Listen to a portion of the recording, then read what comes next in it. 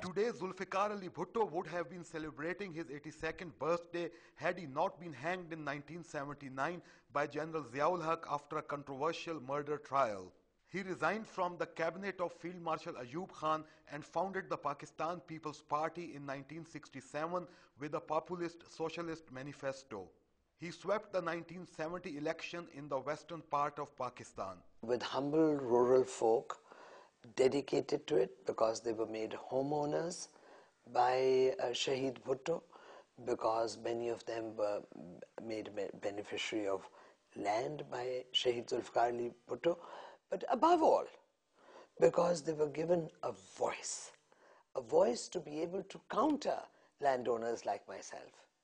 Mr. Bhutto became president of Pakistan after the separation of the Eastern Wing from 1971 until 1973 and prime minister from 1973 to 1977. It was a measure of his policy that the nation which lay defeated, tens of thousands of our soldiers who were POWs in India, our territory, 5,000 square miles of the territory was in Indian hands, yet it was his foreign policy. It was a measure of success of his diplomacy that he took back 5,000 square miles of land from Indian occupation. He brought back the POWs from India.